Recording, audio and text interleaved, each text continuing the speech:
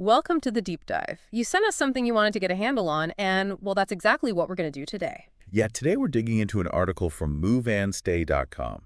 Now, Move and Stay, they've been around for, over 25 years? That's right. Helping business travelers, expats, anyone really find places to stay or work across Asia, short-term, long-term. They know the practical side of things. Absolutely. And this specific article tackles something that can feel pretty overwhelming, visa requirements, specifically for Tokyo. Right, it's a big one. So maybe you're just thinking about a holiday, or perhaps dreaming of studying there, maybe even a job move. Our mission here is to pull out the key info from this Move and Stay piece and, make it make sense. Okay, let's jump in. So first up, the article makes it clear. Japan has different visa types. It's not like a single application for everyone. No, definitely not. And the core idea really is that the visa you need depends entirely on why you're going. Is it tourism? Or work. Or study? Yeah. Or maybe joining family? Each one has its own path. Makes total sense. Different keys for different doors, kind of. The article really stresses how important getting the right visa is. It dictates what you can actually do there. And for how long? Yeah. So building on that, the article talks about eligibility and the general application process. Yeah. There are some common threads, Like the passport. Exactly. You'll pretty much always need a passport that's valid for your whole planned stay. And usually if it's more than just a quick tourist trip, you need proof of why you're going. Right, like that acceptance letter from a school or a job contract. Precisely. Yep. Or for tourists, they mentioned needing proof you're leaving again, like a return ticket. Yeah, that makes sense. They want to see you plan on going home. And for work visas, sponsorship is huge. But we'll get more into that. We will. The basic process sounds familiar, though. Fill out forms, gather your documents, and you might have to go for an interview at the Japanese embassy or consulate in your country. Okay. And the article gives some solid advice here. Don't leave it late. Definitely not. These things take time. Start early. And crucially, always check the official embassy or consulate website for your country. Right, because rules can change. You bet. You need the latest official info. Okay, now for something that might be good news for shorter trips, visa exemptions. Ah, yes, the visa waiver program. The article says Japan has agreements with, over 50 countries. Their citizens can enter as temporary visitors without applying for a visa beforehand. Which is super convenient. And it specifies the usual length of stay under this waiver, typically up to 90 days for most nationalities. And this is interesting, there are exceptions. Right. Citizens from places like Austria, Germany, Ireland, the UK, several others, they might be able to stay up to 6 months, sometimes even extend it for that long. Wow. Okay, that's a big difference. So if you hold one of those passports, a longer exploration trip might be easier. Potentially, yeah. But there are conditions, of course. You need that valid passport. Ah. Proof you're leaving eventually, like that flight booking. And you need to state your purpose is tourism or maybe business meetings, visiting friends, basically, non-paid stuff. And carry your passport with you all the time while you're there. Good reminder. It is. And another key point they make, even if you're eligible for the waiver, the immigration officer at the airport has the final say. Ah, right. So be prepared, have your story straight. Exactly. And just to be clear, no paid work on a visa waiver, period. But interestingly, the article does mention that short-term language study is okay under this temporary visitor status. That's a useful detail. Okay, shifting gears now.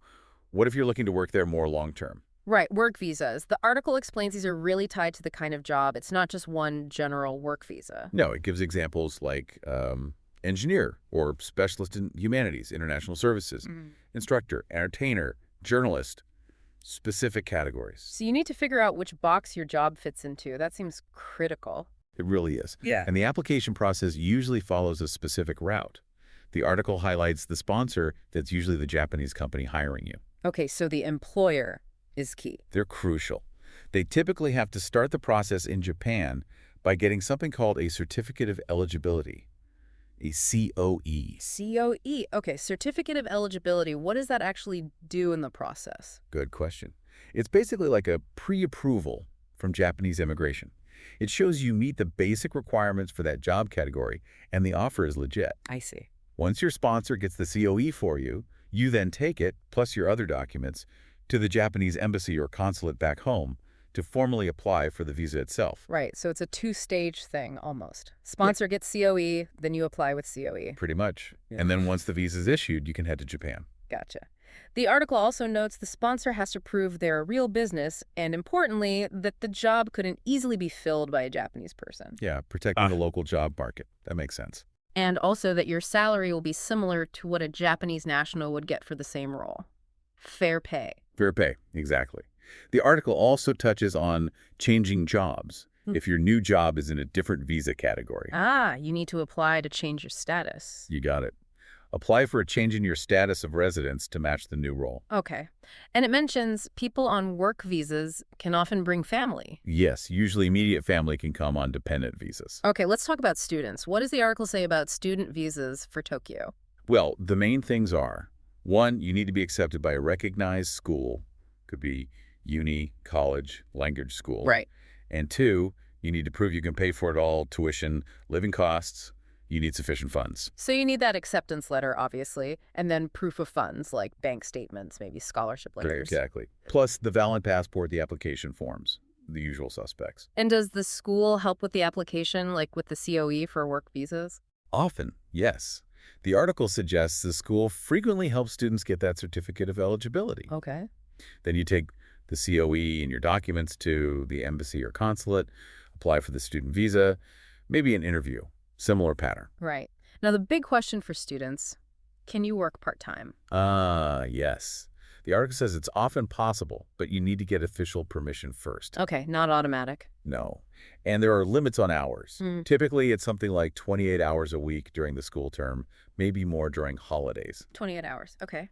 And it also says some jobs are off limits, like working in bars or clubs. Yeah, certain entertainment industry jobs are usually restricted for students. Important detail for budgeting. Definitely. Okay, moving on. Spouse visas. Right. This is for people married to a Japanese national or someone who's a permanent resident in Japan. And the big advantage, it seems, is fewer restrictions. Exactly. The article highlights that spouse visa holders can generally live and work in Japan without the kind of work restrictions other visas have. More flexibility. Sounds good. What kind of documents do you need? Marriage certificate, obviously. Yes, official marriage certificate. Yeah. Proof your spouse is Japanese or a permanent resident. Yeah. And evidence the marriage is real. Ah, the genuine marriage requirement. And they mention photos together can help. They can, yeah. Anything showing it's an ongoing, legitimate relationship. Immigration checks this quite carefully. Translations might be needed too if documents aren't in Japanese or English. And you can extend this visa. Yes, the permission to reside can usually be extended. Now, the article also talks about rights and responsibilities. Okay. Big right. Working in pretty much any field. Mm-hmm. Access to healthcare, education, but also responsibilities. Follow Japanese laws, keep the marriage genuine, pay taxes. Standard stuff for residents, really. How do you apply? Can you do it from inside Japan? You can apply from abroad or sometimes switch from another visa if you're already in Japan legally. It involves gathering documents, the form, submitting it, maybe an interview. And given the scrutiny on the marriage being real. Yeah, the article wisely suggests getting advice from immigration pros if you're unsure about anything. It can be complex. Makes sense. Okay, what about newer options? Did the article mention the digital nomad visa? It's likely would, yes. It's quite recent. The eligibility is pretty specific, though. Like what? Well, you usually need to be from a country that already has a visa waiver agreement with Japan. Okay. You need a fairly high minimum income. The article might mention around 10 million yen a year. Wow. Okay, that's significant. It is. Plus, you need private health insurance and a clean criminal record. So, aimed at established remote workers, how do you apply? Similar process in some ways. Gather documents, passport, proof of that income, insurance details, fill out the form, submit it in person at the embassy or consulate, maybe an interview. And what are the benefits? You get to live in Japan. For how long? Typically up to 6 months. It lets you legally stay, explore the culture, work remotely using their great internet. But only 6 months? Can you extend it? That's the key thing. And the article probably clarifies this specific digital nomad visa usually cannot be extended beyond 6 months. Ah, okay. So if you want to stay longer, you'd need to look at other visa types eventually. Exactly. It's more for a defined medium-term stay. Right. Lastly, then, extending your stay if you're already in Tokyo on a different visa. Yes, the practicalities. The article explains you need to apply for an extension before your current visa runs out. You do this at an immigration bureau inside Japan. Okay, makes sense. What do you need? Your passport, your residence card, that Zero-U card, the extension application form, and proof you still qualify for your current visa type. So evidence things haven't changed fundamentally. Pretty much. The article stresses filling out the forms correctly and being ready for potential waits at the immigration office. They can get busy. I bet. And it mentions again that extending short-term tourist stays is hard. Generally, yes. Beyond that initial 90 days is tough, unless you're from one of those specific countries that might get up to 6 months total. So the key for most extensions is showing you still meet the original criteria, like still employed in the same field if you're on a work visa. Exactly. Or still enrolled if you're a student. Yeah. And you'll probably need to show you still have enough money. Right. Any final important points on extensions? Well, make sure your passport is still valid for the extension period. And remember, if you change job types, you usually need a whole new visa status, not just an extension. Good point. Changing roles significantly means reapplying. Yes. And again, if it feels complicated, the article likely advises seeking help from support centers or legal experts. Don't guess. So, wrapping up our deep dive into this Move and Stay article, navigating Tokyo visas seems to boil down to a few core things. I think so. First, know your purpose. Why are you going?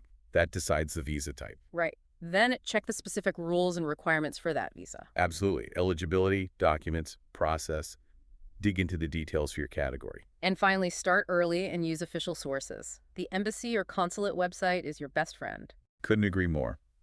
And resources like Move and Stay, drawing on their years of experience in Asia, can give you a good practical overview to start with. Yeah, it definitely seems complex at first glance, but breaking it down step by step like the article aims to do makes it feel, well, doable. It does, and makes you think, with remote work becoming so much more common and people traveling internationally more, Hmm.